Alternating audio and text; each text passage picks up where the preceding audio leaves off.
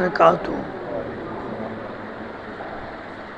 درود شریف پڑھیں۔ اللہم صلی علی سیدنا شفیعنا حبیبنا مولانا محمد معدن الجود والکرم منبع العلم والحلم والحکم وآلہ وصحبہ وبارک وسلم دائما ابدا۔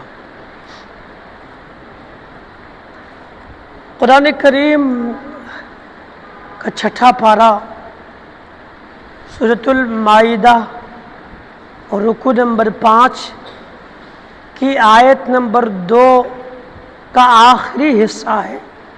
اللہ رب العالمین کا ارشاد عالی شان ہے،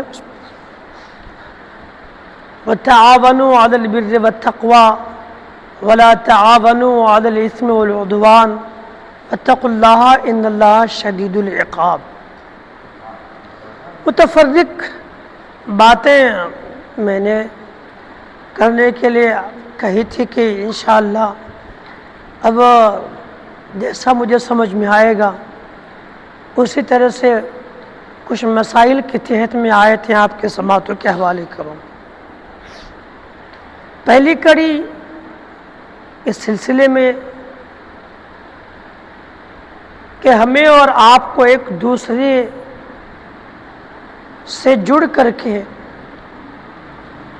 ایک دوسرے کو اچھی باتیں بتائیں۔ ہم اگر خود کوئی نیک کام کر رہے ہیں تو دوسروں کو بھی نیک کام کرنے کی تلقین کریں۔ قرآن کریم کی اس آیت مقدسہ کا مفہوم دیکھیں آپ، اور خود بھی کوشش کریں کہ قرآنی جو پیغام ہے ہم اس پہ انشاءاللہ عمل پیرا ہوں گے۔ فرمان الہی کہ وَتَعَاوَنُوا عَلَى الْإِثْمِ وَالْعُدْوَانِ وَتَعَاوَنُوا عَلَى الْبِرِّ وَالتَّقْوَى وَلَا تَعَاوَنُوا عَلَى الْإِثْمِ وَالْعُدْوَانِ۔ اس کا مطلب یہ ہے کہ نیکی اور پرہیزگاری پر ایک دوسرے کو باہم مدد دو۔ وَلَا تَعَاوَنُوا عَلَى الْإِثْمِ وَالْعُدْوَانِ، اور گناہ اور حد سے بڑھنے میں باہم مدد نہ دو۔ وَاتَّقُوا اللَّهَ، اور اللہ سے ڈرو۔ إِنَّ اللَّهَ شَدِيدُ الْعِقَابِ، بے شک اللہ کا عذاب بڑا سخت ہے۔ یہ اللہ کا فرمان ہے نا کہ مسلمانوں کوئی اچھا کام ہو، کوئی نیکی ہو، پرہیزگاری کی بات ہو، دینی کام ہو، کوئی اچھا کام ہو، اس کام کے کرنے پر ایک دوسرے کی مدد کرو۔ کوئی بھی نیک کام ہو نا، ایک دوسرے کی مدد کیا کرو۔ لیکن ہاں جب کوئی بات گناہ کی ہو، حد سے بڑھنے پر ہو، شریعت کے دائرے کے باہر کا کوئی کام ہو، ہرگز کبھی بھی اس کام میں کسی کی مدد مت کرنا۔ واتقوا اللہ، اور اللہ سے ڈرتے رہو۔ اس لیے کہ اگر آج تم نے گناہ پر کسی کی مدد کر دی تو پھر اللہ کا عذاب سخت ہے۔ نیکی اور پرہیزگاری پر مدد کرنا، اس کو پھیلائیں نا تو بہت بڑی باتیں اس میں آئیں گی۔ سوشل ورک اگر اچھا ہے تو ثواب ہے، سوشل ورک اگر گناہ ہے تو پھر بہت بڑا خدا کا عذاب ہو سکتا ہے۔ آپ نماز پڑھتے ہیں، ہم اور آپ نماز پڑھتے ہیں، ہمارے گھر میں کوئی نماز نہیں پڑھتا، اس سے اچھی بات بتائیں، اس کو تلقین کرے نماز پڑھو۔ کسی کو نماز پڑھنے کا طریقہ نہیں معلوم، آپ اس کو نماز پڑھنے کا طریقہ بتائیں، یہ نیکی پر مدد ہے۔ کسی آدمی کو قرآن پڑھنا نہیں آتا ہے، آپ اسے قرآن پڑھنا سکھا دیں، یہ نیکی پر مدد ہے۔ کوئی آدمی اچھا کام کرنے جانا چاہتا ہے، مثلا آپ نماز پڑھنے آ رہے ہیں مسجد، کوئی آدمی چل کے آنا چاہتا ہے، یا کوئی آدمی مسجد تک آنا چاہتا ہے مگر اس کے پاس آنے کے لیے سامان نہیں، چل کر کے آ نہیں سکتا ہے، ٹھیک ہے میری گاڑی میں بیٹھو، آپ چلو نماز پڑھنے کے لیے، یہ نیکی پر مدد ہے۔ کوئی انسان مجبور و محتاج ہے، کسی کے پاس اچھا کام کرنے کے لیے کچھ سبب نہیں ہے، آپ نے وہ سبب اس کو عطا کر دیا، اس پر خدا آپ کو ثواب عظیم عطا فرمائے گا۔ کسی کی بچی کا نکاح کا مسئلہ ہے، آپ نے اس کی مدد کر دی، کریں مدد آپ۔ کوئی آدمی مجبور و محتاج ہے، آپ اس کی مدد کریں۔ کسی کے پاس کھانے کو سامان نہیں ہے، آپ کچھ دے دیں، یہ نیکی پر مدد ہے۔ یعنی اس کو آپ پھیلائیں۔ ہر وہ کام جو اچھا ہے اس کام پر اگر آپ کسی مسلمان کی مدد کریں گے تو اللہ تبارک و تعالیٰ آپ کو بے شمار ثواب عطا فرمائے گا۔ اسلام ہے نا، یہ ہم مسلمان ہیں نا، ہمارا دین اسلام ہے نا۔ اسلام ہمیں اچھے کام کرنے کا حکم دیتا ہے، وہی برے کام کرنے سے اسلام منع بھی کرتا ہے۔ اللہ رب العالمین کا فرمان ہے کہ نیک کام کرنے پر ایک دوسرے کی مدد کرو۔ کوئی بھی اچھا کام ہو اس کے لیے آپ مدد کریں۔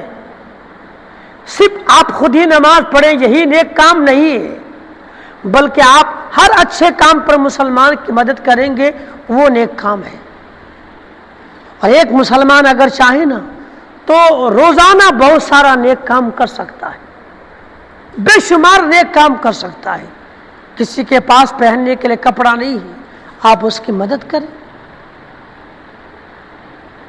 کسی کا بچہ اچھا پڑھنا چاہتا ہے، دین پڑھنا چاہتا ہے، لیکن پڑھانے کے لیے ان کے ماں باپ کے پاس اسباب و ذرائع نہیں، آپ کچھ اسے سبب دے دیں، روپیہ پیسہ اس کو دے دیں، یہ مدد۔ کسی آدمی کی پریشانی بڑھ رہی ہے مالی اعتبار سے، آپ اس کی مدد کریں۔ قرآن کہتا ہے وَتَعَاوَنُوا عَلَى الْبِرِّ وَالتَّقْوَىٰ، نیکی اور پرہیزگاری پر ایک دوسرے کی باہم مدد کرو۔ لیکن ہاں اگر کوئی گناہ کرنا چاہے، کوئی حد سے بڑھنا چاہے، اس پہ آپ مدد نہیں کر سکتے۔ شراب پینے پلانے میں مدد نہیں کر سکتے، سود کھانے کھلانے میں آپ مدد نہیں کر سکتے۔ لیکن وہی دوسرا پہلو ہے کہ کوئی بندہ کسی کو قرض دینا چاہتا ہے، اور وہ یہ چاہتا ہے کہ بھی آپ کچھ لکھ دیں، قرضہ میں اس کو دے رہا ہوں، وہ لے رہا ہے، تو قرض حسن دینا ثواب کا کام ہے۔ کسی آدمی کا کاروبار ٹھپ ہے، ڈوب رہا ہے، کوئی آدمی کہتا ہے کہ مجھے قرض دے دو، میں آپ کو اتنے دن بعد لوٹا دوں گا، لیکن جو دے رہا وہ کہا کہ گواہ نہیں ہے، آپ نے کہا، کسی نے کہا کہ میں فلاں کو گواہ لاتا ہوں، یہ گواہ ہے، مجھے قرض دے دو، میں آپ کو لوٹا دوں گا، آپ اس وقت گواہ بن جائیے۔ آپ اس وقت گواہ بنی کہ ٹھیک ہے بھی میں گواہ ہوں، یہ آپ کو دے گا، یا میں گواہ ہوں کہ اس نے آپ کو اتنا پیسہ دے دیا ہے، نہیں لوٹائے گا تو جو دیا ہے وہ اس کو لائے گا کہ فلاں آدمی گواہ تھا، کاغذ لکھنا ہے لکھ دوں گا۔ تو یہ سب نیک کام ہے۔ قرآن کریم کے اس آیت کو پھیلائیں نا، مفہوم کو پھیلائیں، اس آیت مقدسہ کے مفہوم کو آپ پھیلائیں تو آپ کو بہت دور تک سمجھ میں آئے گا۔ آپ قدم قدم پر مسلمانوں کی مدد کر سکتے ہیں۔ لیکن ہاں اگر کوئی گناہ کرنا چاہے، کوئی بے نمازی بننا چاہتا ہے، کوئی جھوٹ بولنا چاہتا ہے، آپ جھوٹ پہ مدد نہ کریں۔ کوئی شراب پینا چاہتا ہے، اس پہ مدد نہ دیں۔ کوئی آدمی زنا کرنا چاہتا ہے، آپ مدد نہ کریں۔ کوئی جھوٹ بولنا چاہتا ہے، مدد نہ کریں۔ کوئی ظلم کرنا چاہتا ہے، آپ مدد نہ کریں۔ جتنے گناہ کے کام ہیں آپ کسی کی مدد نہیں کر سکتے، اس لیے کہ گناہ کرنے والا اور گناہ کروانے والا، گناہ کرنے والا گناہ کرانے والا دونوں سیم ہی گناہ میں گرفتار ہے، دونوں پر سیم قسم کا عذاب ہوگا۔ جو انسان گناہ کرتا ہے اور گناہ کے بیج بو دیا، اب وہ گناہ جب تک چلے گا، وہ گناہ کو جتنے لوگ کریں گے، تو یہ کرنے والا جس نے بیج بو دیا ہے وہ گناہ گار تو ہوگا ہی، لیکن اس کے طرز پر، اس کے طریقے پر، یعنی اس گناہ کو جتنے لوگ کرتے جائیں گے، گناہ کرنے والا تو گناہ گار ہوگا ہی، مگر جس نے گناہ کی بیج بویا ہے اس کو ایکسٹرا اس گناہ کا اور اس کے اوپر وبال ہوگا۔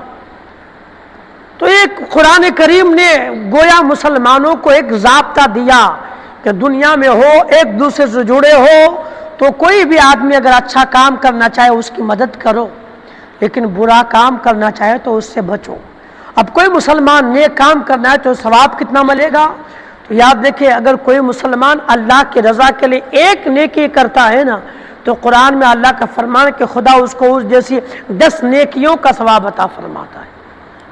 کوئی گناہ انسان ایک گناہ کرے گا تو اس کو ایک ہی گناہ کا بدلہ ملے گا، اگر نیکی ایک کرے گا تو اس کو 10 نیکی کا بدلہ ملے گا، جسے قرآن کریم کا 8واں پارہ ہے، سورہ انعام ہے، رکوع نمبر 7 ہے اور آیت نمبر 161 میں اللہ رب العالمین کا فرمان عالی شان ہے، من جاء بالحسنۃ فلہ عشر امثالھا ومن جاء بالسیئۃ فلا یجزى الا مثلھا، یعنی جو انسان ایک نیکی لائے، من جاء بالحسنۃ فلہ عشر امثالھا، جو ایک نیکی لائے اس کے لیے اس جیسی 10 ہے، یعنی اگر کوئی بندہ ایک نیک کام کرتا ہے تو اللہ اس کو 10 نیکی کا ثواب عطا فرماتا ہے۔ آپ ایک نیک کام کرو، خدا 10 ثواب عطا فرمائے گا۔ اور اللہ کا فرمان قرآن کریم کی اور آیتوں میں ہے جس کا مفہوم یہ ہے کہ بندہ ایک نیکی کرے تو اللہ اس نیکی کو 700 گنا تک بڑھا کر کے اس کو عطا فرماتا ہے، لیکن گناہ ایک کرے تو پھر اس کو ایک ہی گناہ کا بدلہ ملتا ہے۔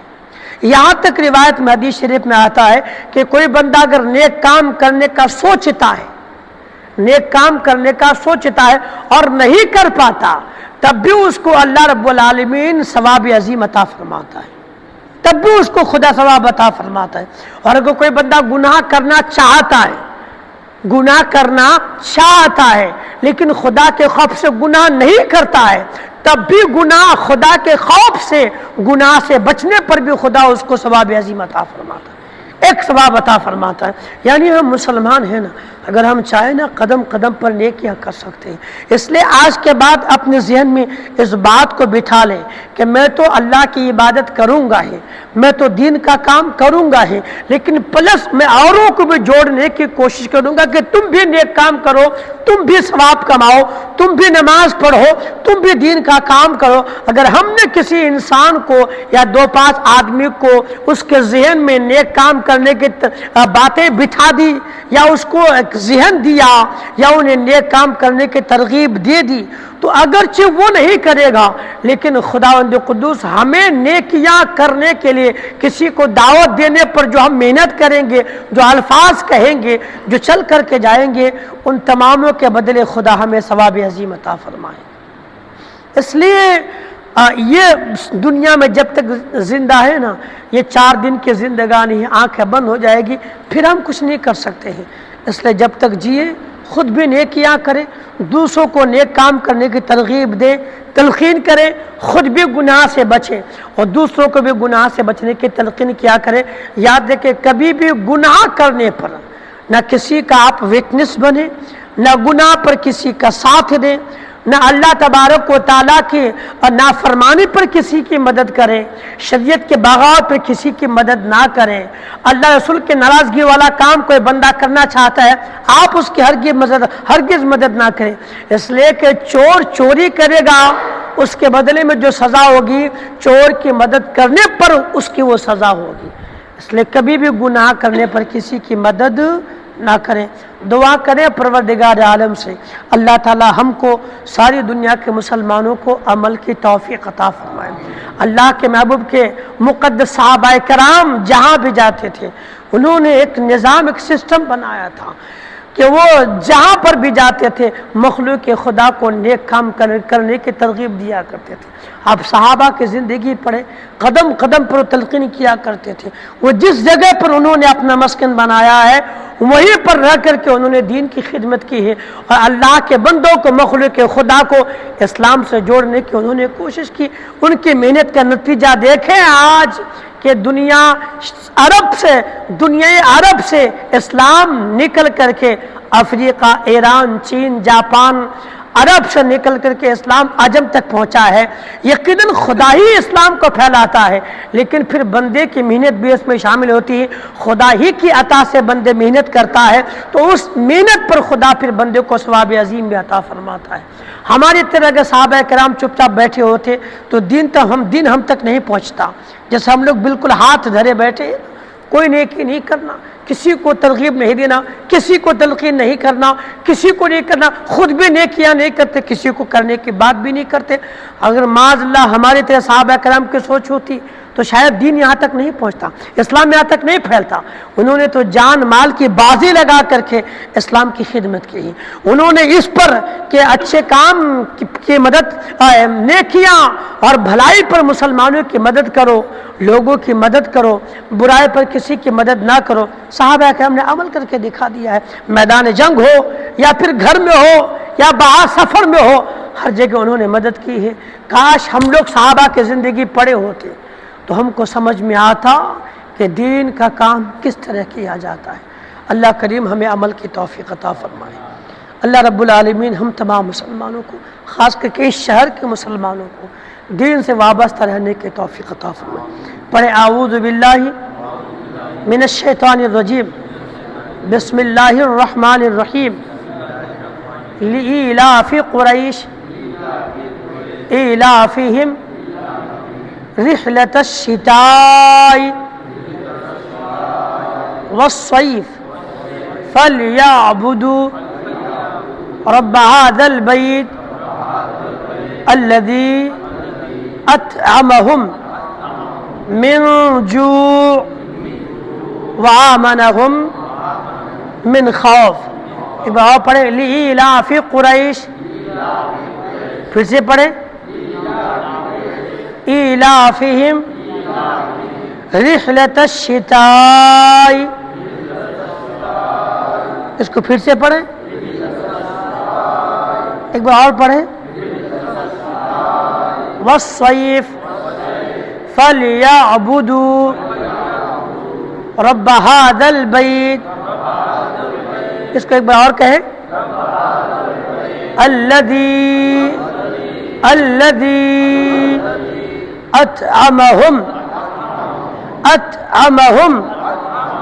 من جوع، پھر سے کہیں، وآمنهم من خوف۔ اللہ عمل کی توفیق عطا کرے۔ ایک مسئلہ سن لیجئے، کبھی اگر ہم کوئی بھی مسلمان پانی استعمال نہ کر سکے طہارت کے لیے، پاکیزگی کے لیے یا عبادت کے لیے، اگر پانی استعمال نہ کر سکے، مجبوری ہے، تو اس کے بدلے میں تیمم کر سکتا ہے۔ تیمم کر لے، بندہ پاک ہو جائے گا، تیمم کر لے، اللہ کی عبادت کر پائے گا۔ مثال کے طور پر کہ آپ کہاں کہاں تیمم کر سکتے ہیں۔ کوئی ایسا وقت آئے کہ نماز کا ٹائم بالکل نکلا جا رہا ہو اور آپ پانی استعمال نہ کر سکے اس وقت، تو تیمم کر سکتے ہیں۔ جیسے فجر کی نماز، اب فجر کی نماز کے لیے اٹھے آپ، لیکن آپ کو نہانے کی حاجت ہے، ناپاک ہے، آپ کو پاک ہونے کے لیے نہانا ہے۔ اب آپ ایسے ٹائم پہ اٹھے، آپ کی آنکھ کھلی کہ اگر آپ نہانے جاتے ہیں تو نماز کا ٹائم پورا ختم ہو جائے گا۔ اب نہائیں گے یا نماز پڑھیں گے، آپشن ایک ہی آپ کے پاس ہے، یا تو نہائیے، نماز کا ٹائم ختم، اور اگر نماز پڑھیے تو پاک ہی نہیں، اور ناپاکی کی حالت میں نماز کیسے پڑھے؟ علماء فرماتے ایسی حالت میں کہ جب آپ کو یقین کامل ہو کہ بس 2 منٹ بچا ہے اور اس میں نہانا پاسبل ہی نہیں، ممکن ہی 2 منٹ نہ نہائے گا کیسے، وضو کرے گا کیسے؟ اگر آپ وضو بھی نہیں کر سکتے ایسے حالت میں، تب آپ تیمم کر لیں اور نماز پڑھ لیں۔ تیمم کر لیں، نماز پڑھ لیں، لیکن ہاں اس کے بعد جب آپ نہا لیں تو نہانے کے بعد پھر اس نماز کو آپ دہرا لیں تو آپ پر قضا کا حکم نہیں ہوگا، نماز آپ کی ادائیگی کے حکم میں گنی جائے گی۔ نماز قضا کرنے کا جو گناہ ہے وہ آپ کے سر کبھی نہیں آئے گا۔ یہ آپشن یہاں پر، اور آپ مجبور ہے، ہاتھ کٹ گیا، پیر کٹ گیا، تو جس حصے کو دھو نہیں سکتے ہیں اس حصے پر آپ مسح کر لیں۔ آدمی اگر کرنا چاہے نا تو بہت سارا آسان معاملہ ہے، لیکن آدمی خود کرنا نہیں چاہے نا تو پھر چھوٹی چھوٹی چیزوں کو بہانہ بنا لیتا ہے۔ انگلی کٹ گئی، کیسے وضو کروں گا، اس لیے نماز چھوڑ دی۔ پیر میں زخم ہے، نہاؤں گا کیسے، اس لیے نماز چھوڑ دیا۔ یہ سب بہانہ ہے۔ ورنہ اگر کوئی بندہ نماز سے محبت کرے اور نماز ادا کرنا چاہے نا تو پھر زخم وخم کوئی چیز آڑے نہیں آئے گی، کوئی چیز آڑے نہیں آئے گی۔ مان لیجئے کہ آپ کا ایک پیر ہے، اس میں زخم ہے، کسی انسان کے پیر میں زخم ہے، اس میں پانی نہیں پہنچا سکتے، پانی اگر گیا تو زخم اچھا نہیں ہوگا، پانی گیا زخم بڑھ جائے گا، پانی گیا زخم دیر سے اچھا ہوگا۔ اس نے پٹی بندی، آپ کھول کے اس کو دھونے سے کیا کریں؟ آپشن سیدھا ہے کہ اگر آپ اس پیر میں پانی نہیں پہنچا سکتے اور پانی پہنچائیں گے، پانی گیا تو آپ کا زخم بہت دیر تک اچھا ہوگا، پٹی بندی کیا کیا جائے؟ حکم ہے کہ اس کا طریقہ آپ کو جس طرح سے نہانا آتا ہو اس پیر کو بھگائیں نہیں، آپ اتنے حصے میں پانی نہ پہنچائے۔ مان لیجیے کہ پیر میں زخم ہے اور پٹی بندی ہے، آپ نہائیں گے پانی جائے گا، اس لیے میں نہاتا نہیں ہوں تو پلاسٹک باندھ لیں، اچھے سے باندھ لیں، پورا کور کر لیں، پھر وہاں پانی نہیں جائے گا، باقی اس جگہ کو چھوڑ کے پورے بدن پہ پانی بہا لیجیے، آپ پاک ہو گئے۔ اب اس حصے میں جہاں پانی نہیں پہنچا ہاتھ گیلا کر لیجیے، گیلے ہاتھ سے اس پورے حصے کو پوچھ لیجیے جس کو مسح کہتے ہیں، آپ پاک ہو گئے۔ آپ نماز پڑھیے، قرآن پڑھیے، مگر پڑھنا چاہے گا تب نا۔ لوگوں کی آنکھوں کا آپریشن ہوتا ہے، ڈاکٹر نے کہا نہ 15 دن تک، اب کیا کرے گا؟ نماز میں وضو نہیں کر سکتا، کیوں؟ آنکھ میں آپریشن ہوا ہے، چشمہ لگا، ڈاکٹر نے منع کر دی، اس لیے بس جب نہانا ہے، نہایا نہیں، وضو نہیں کر سکتا تو نماز کیسے پڑھوں گا؟ پھر 15 دن نماز کی چھٹی، نماز قضا، یہی ہوتا ہے نا۔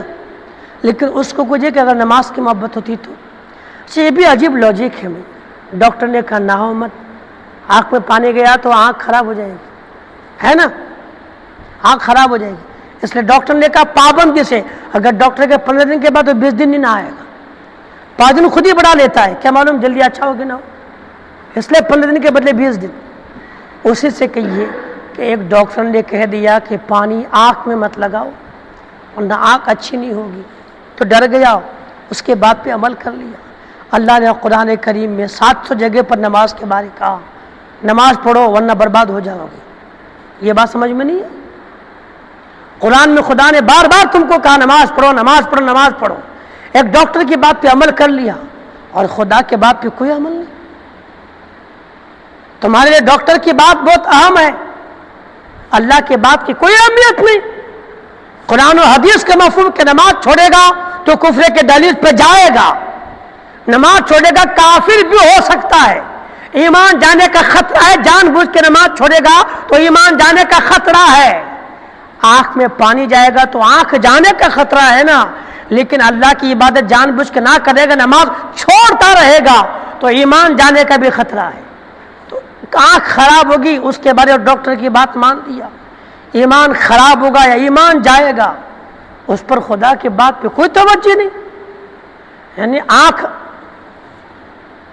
امپورٹنٹ ہے، آنکھ کی اہمیت ہے، نماز کی کوئی اہمیت نہیں۔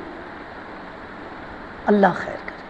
تو اگر کسی کی آنکھ میں پریشانی ہے، نہ ڈاکٹر نے منع کر دیا، کوئی بات نہیں، آپ یہاں سے پانی بہا لو، گلے سے پورے جسم پہ پانی بہا لو اور ہاتھ گلا کر کے پورے سر کو پوچھ لو، پورے چہرے پہ ایسا ہاتھ گلا کر کے چہرہ پھیر لیجیے، ہو گیا آپ پاک۔ اتنا آسان تو ہے، کیوں اس کو ہارڈ بنا کے رکھے؟ جس جگہ پہ پانی نہیں پہنچا سکتے ہاتھ گیلا کر کے اس جگہ کو پوچھ لیجیے، آپ پاک ہو۔ اگر دل ہوگا تب نا، شوق ہوگا تب نا۔ ہم کو تو بس لوگ برجستہ کہتے ہیں، کیا کریں حضرت، ابھی کچھ کمانے کا ٹائم ہے، کما لیں، ابھی نہیں کمائیں گے تو کب کمائیں گے، لوگ بولتے ہیں نا۔ بھیا یہی ٹائم عبادت کرنے کا بھی ہے، ابھی عبادت نہیں کریں گے تو کب کریں گے، ابھی نماز نہیں پڑھیں گے تو کب پڑھیں گے۔ جو آپ کماتے ہیں کوئی گارنٹی اسے کھا بھی سکتے ہیں، جتنا کمائے ہیں کوئی گارنٹی اسے استعمال بھی کر سکتے ہیں، کما لیے مر گئے تو چلا گیا نا، پھر نماز کب پڑھیں گے؟ سوچ اللہ تعالیٰ خیر کرے۔ لوگوں کو دنیا جمع کرنے کی فکر ہے لیکن اپنے آخرت کو آباد کرنے کی کوئی فکر نہیں۔ اللہ عمل کی توفیق عطا کرے۔ الفاتحہ۔ بسم اللہ۔